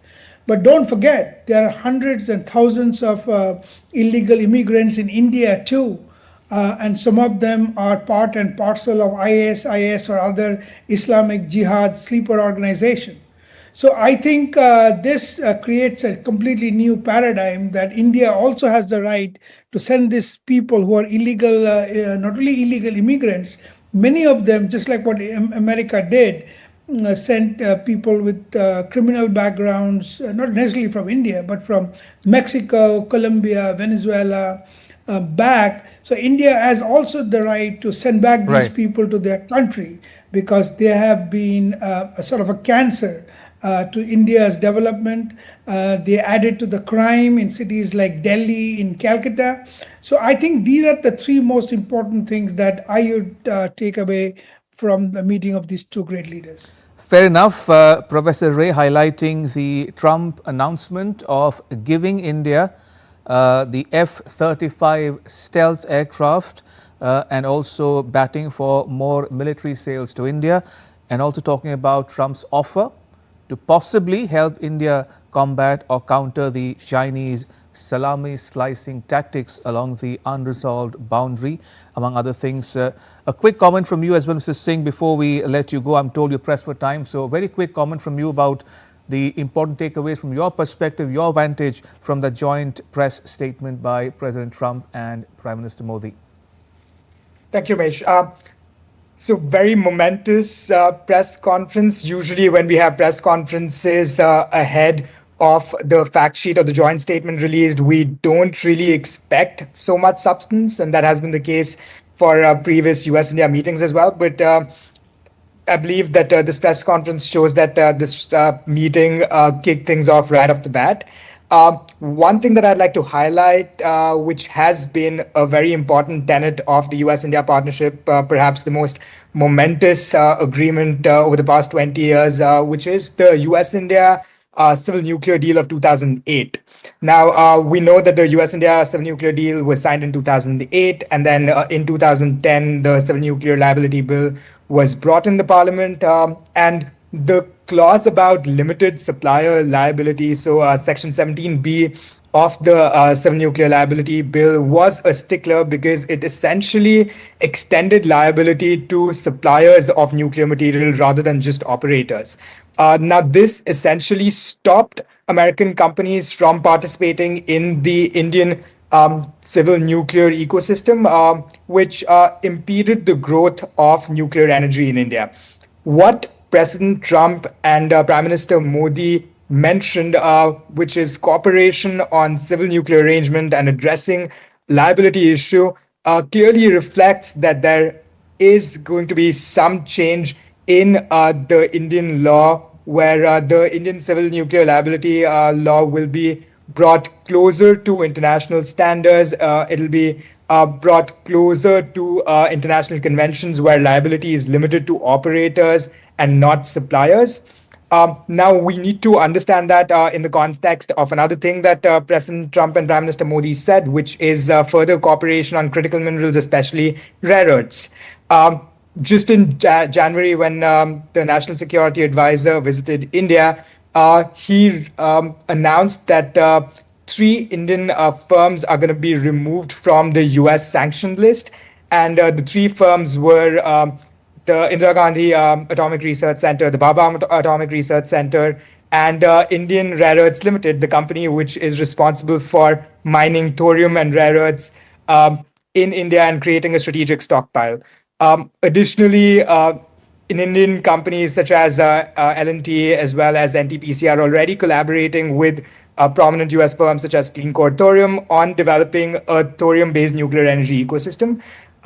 My summary here would be that we should expect some interesting things to follow over the next few months on nuclear power cooperation between US and India, on civil nuclear cooperation, and especially on rare earth elements. Fair enough. On that note, Mr. Akshat Singh, thank you so much for joining us and sharing your thoughts and insights with our viewers at home and abroad. Thank you for your time. Much appreciated. Right, so we still have our other guests and soon we'll be joined by my colleague, correspondent Shubhendu Ghosh from Washington, D.C. May I go to now Mr. Gaurav Sansanwal for his take on the highlights or takeaways from that Modi-Trump joint press conference. Would you say, Mr. Sansanwal, that trade and defense was one of the big, the key highlights from that press availability?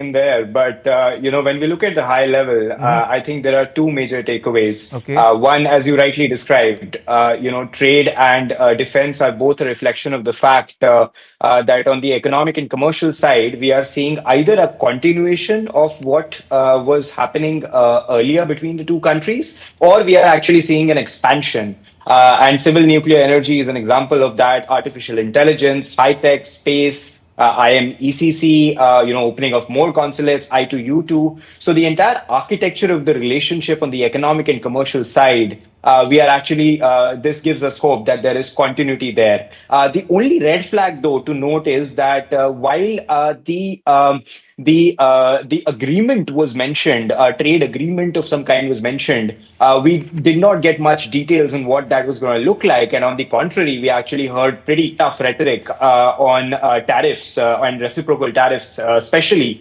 So for any kind of a meeting of minds to take place for an agreement, the two sides are actually going to have to sit down and iron out, and somebody's going to lose somewhere for the other side to gain. So we are going to have to see how much of this optimism around an agreement lives up, whether it matches the hype or not. But on everything else, yes, we're seeing a lot of continuity. The only final thing I'll say is on the strategic side, where we are seeing some kind of a realignment, obviously in the US foreign policy, as President Trump had in fact campaigned during his election. And India's role in that is looking like the story here, because on Ukraine we saw that that India, which has always had appetite for more of a role in global affairs, is going to has a view which is similar to that of President Trump. So I think that's one good thing. The red flag for me on the strategic side, though, is going to be how the border, the India-China border, is going to be handled.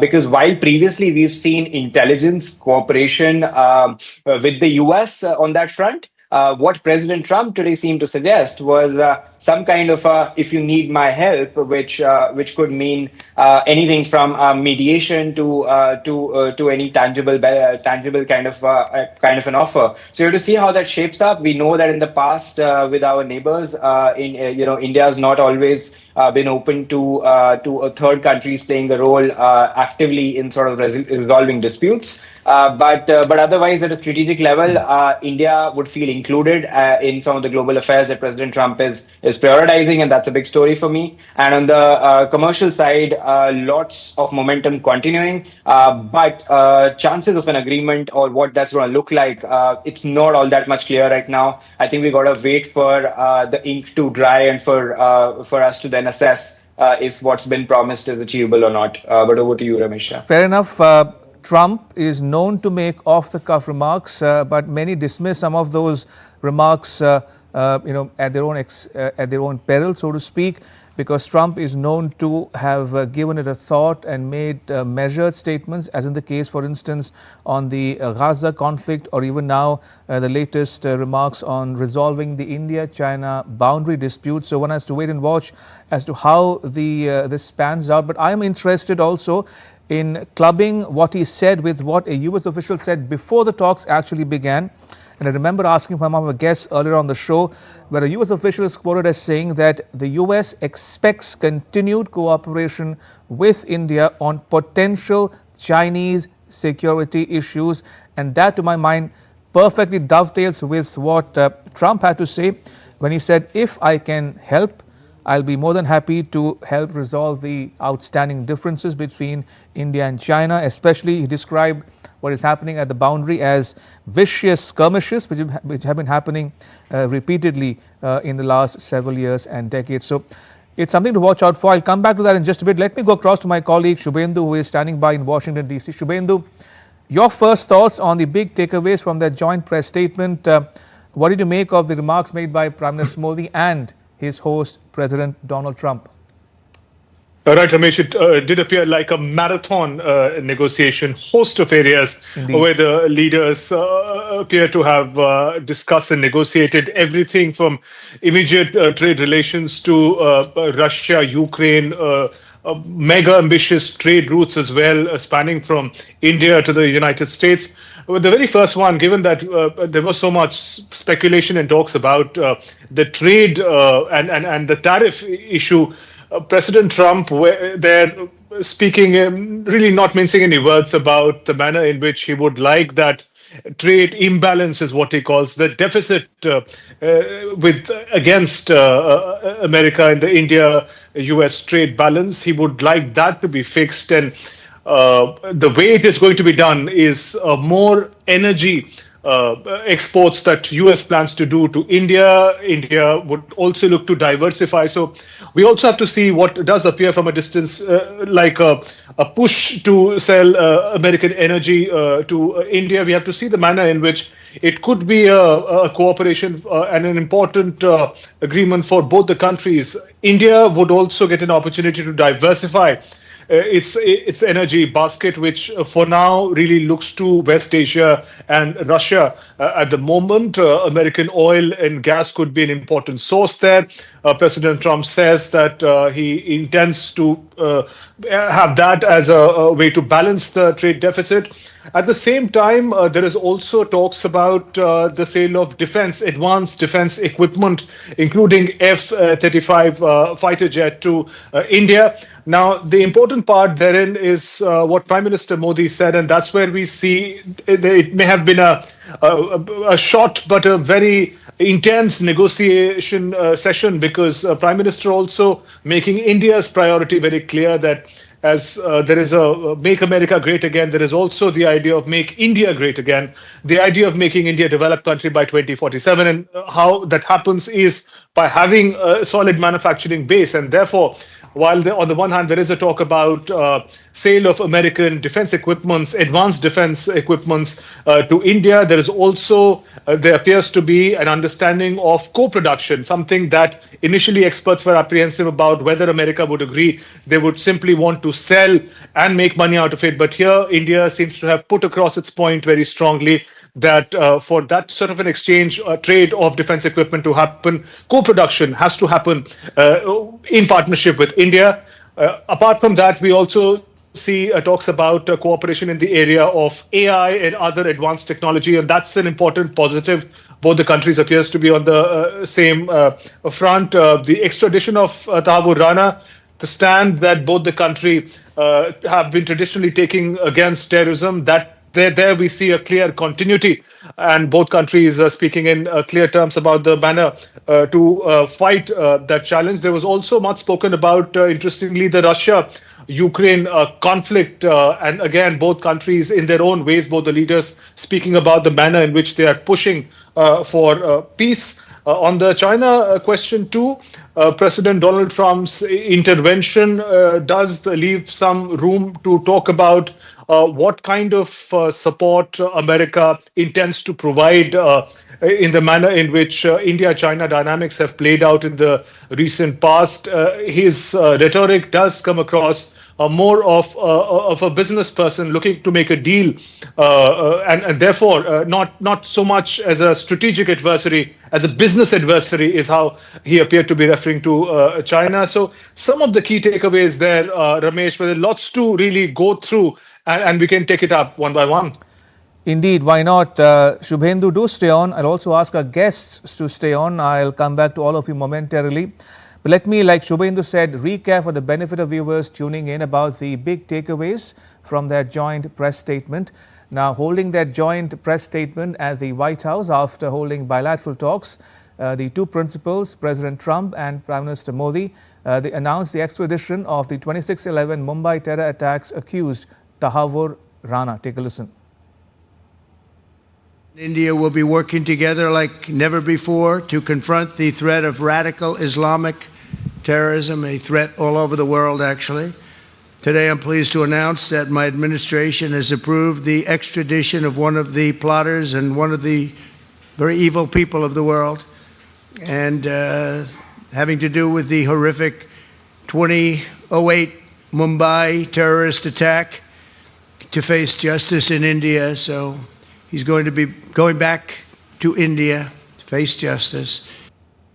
Meanwhile, President Donald Trump said that the U.S. will increase the military sales to India by billions of dollars, including the sale of the F-35 stealth fighter jets. Today, the Prime Minister and I are announcing a framework to strengthen those ties even further economically, and the U.S.-India Compact for the 21st century is a historic initiative that will deepen every aspect of our partnership and our friendship. starting this year, we'll be increasing military sales to India by many billions of dollars. We're also paving the way to ultimately provide India with the F-35 stealth fighters. India and the US also agreed to work together to help build one of the greatest trade routes in history. The leaders agreed on a deal on AI as well, besides semiconductor and other high technologies. We are announcing today the United States and India are also joining forces to ensure that artificial intelligence and other advanced technologies are developed by the two of the most advanced nations intellectually and otherwise technologically. Anywhere in the world, there's nobody very much closer. We have an incredible relationship there, and this is where it seems to be heading. And for his part, Prime Minister Modi said that the first term of the presidency of Mr. Trump played a vital role in strengthening the ties between the two countries. He added that he is confident that in the second term, both countries will maintain the same momentum. राष्ट्रपति Trump की जब भी बात आती है तब make America great again हर किसी को याद आता है, हर किसी को उससे प्रेरणा मिलती है। वैसे ही भारत में विकसित भारत 2047 जब भारत की आजादी के 100 साल होंगे तब तक भारत को विकसित बनाने के संकल्प के साथ 140 करोड़ देशवासियों का संकल्प, उसको आज नई गति मिल रही है, नई ऊर्जा मिल रही है।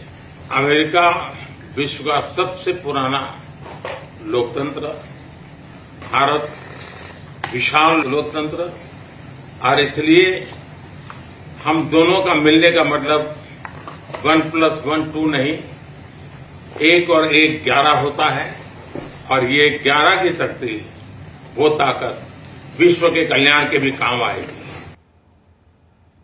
Right. So, as you heard there, some broad, subjects becoming highlighted in that joint press statement: trade for one, defense for another, and of course, in terms of the, the sweep, the broad sweep of the discussions, that the thing that stood out most for some people was the emphasis or the accent on the US ties with China in the context of what is happening vis-a-vis India as well. So I want to probe my guests on that also for the remaining part of the discussion. Professor Ray, just to build on that argument you were making there on the Trump remarks on China in particular, some people, as I said, would dismiss it as off-the-cuff remark, but Trump is known to make such remarks, well thought out, well measured remarks, and that I don't know, how would that go down in Beijing, for instance, and what does it entail, if at all, India accepts Trump's offer of becoming involved in resolving these, what he describes as violent skirmishes? So, it's difficult to say, predict as of present, but the fact is that Trump, and as the whole team reiterated that, has an important role and will continue the role that Biden's administration has also played as far as Quad is concerned. And Trump, in an earlier talk, did make it clear that it considers India an important partner along with Japan and Australia. And we have to remember that this time India is leading the Quad meeting. So that, as far as that is concerned, it's a continuity. Now, how Beijing will react to that, I do not know. But it's an important thing to understand that Trump has been a very successful businessman, and he has been trying to take America in that route. Taiwan plays an important role in that.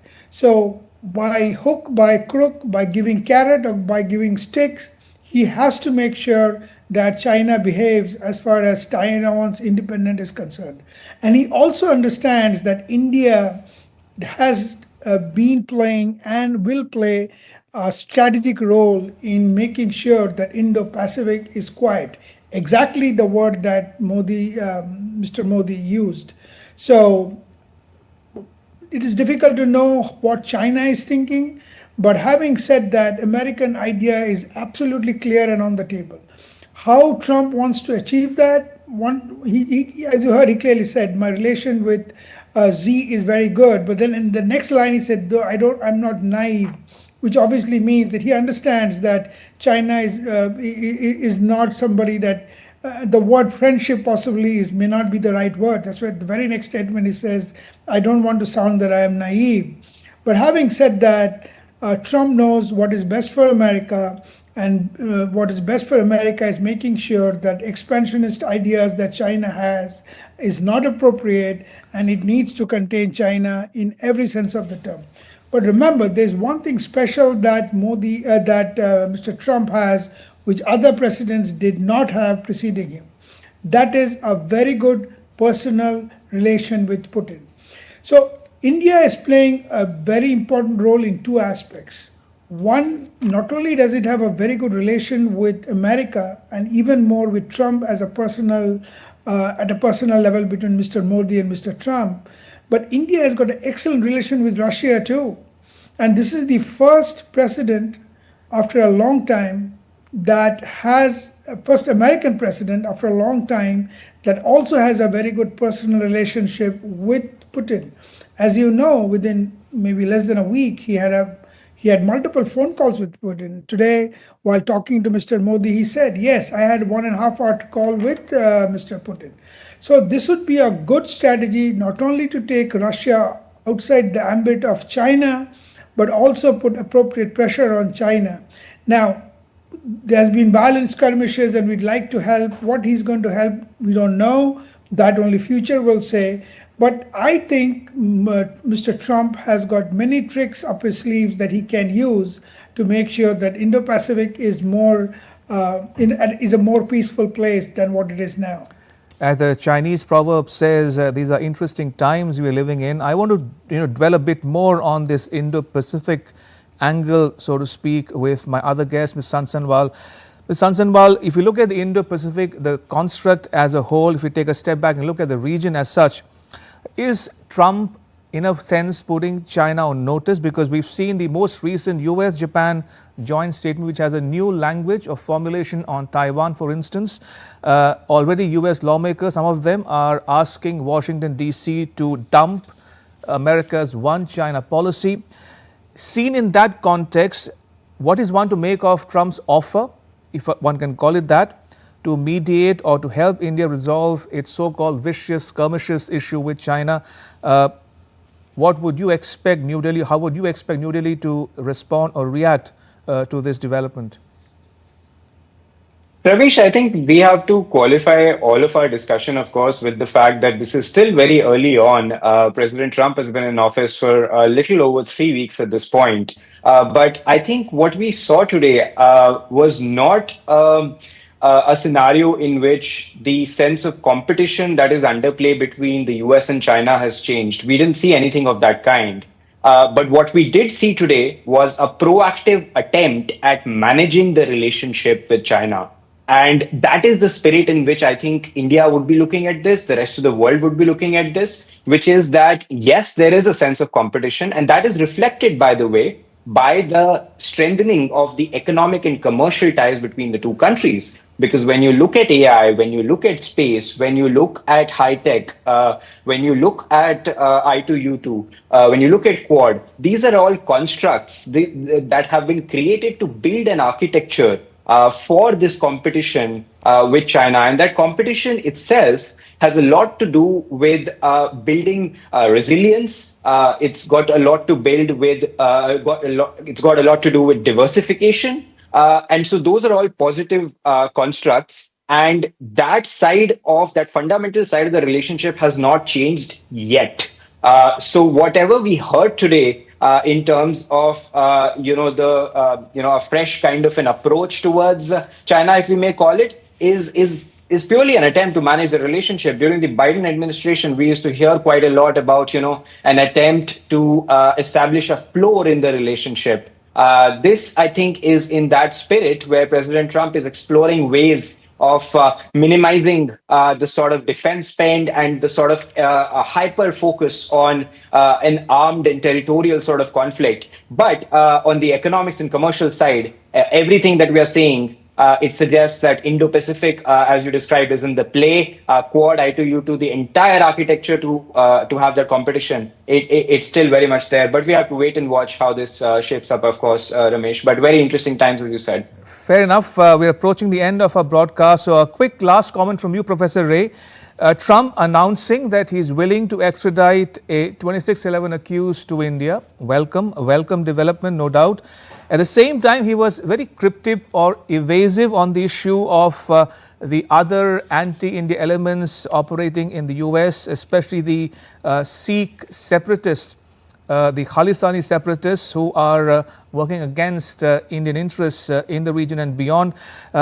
He responded to that question in a very cryptic manner. He said that he seemed to suggest that more such cases or developments could follow, and because there are more such requests pending before the US. What is one supposed to make of that?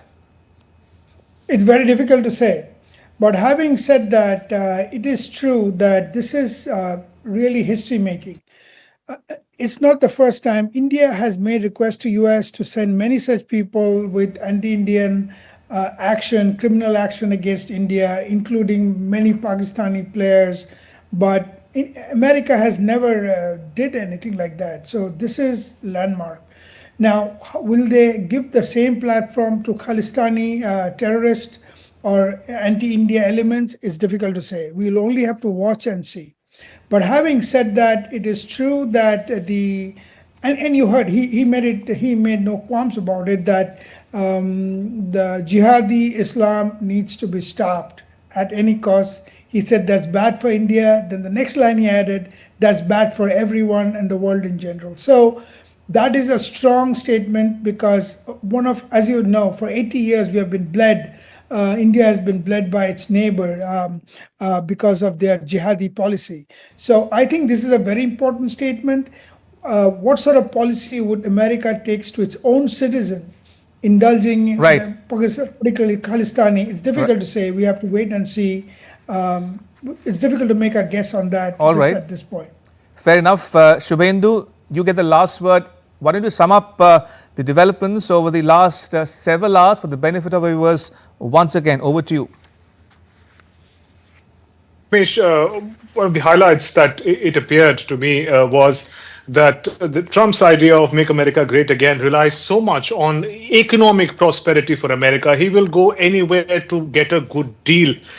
More than military or strategic interests is the economic interest that appears to be riding high in the rhetoric, whether it is the trade deal with India, whether it is having China, Russia, India, US, everyone get along with one another, or talking about ambitious economic corridor that is going to compete with China's Belt and Road Initiative in economic terms, mind you. So we see that the most potent weapon, the most potent ambition in President Trump's vision appears to be economics, and that's what the focus appears to be. But there, Prime Minister Narendra Modi also very importantly underlines that Make America Great Again cannot exist in a vacuum.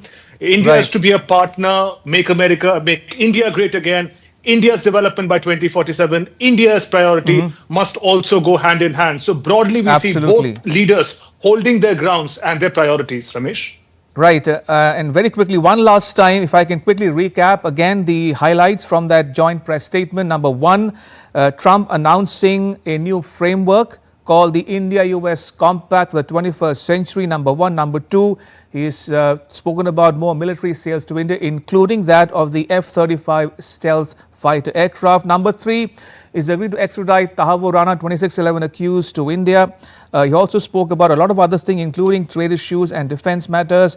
And Prime Minister Modi, for his part, saying that India would be willing to open 2 new consulates in Los Angeles, and one other city that he mentioned was Boston. So Los Angeles, Boston, to get 2 new consulates from India as well. On that note, may I thank my guests, Professor Indranil Basu Ray from the University of Memphis, Tennessee, and Mr. Gaurav Sansanwal from CSIS for joining us on this broadcast and sharing your thoughts, your valuable insights with our viewers in India and abroad. Thank you for your time. Much appreciated. Also, thanks to my colleague Shubhendu Ghosh joining us from Washington, D.C. With that, is a special wrap on this broadcast, but news and updates continue on DD India. Keep watching DD India for more updates as we go along. Don't go anywhere.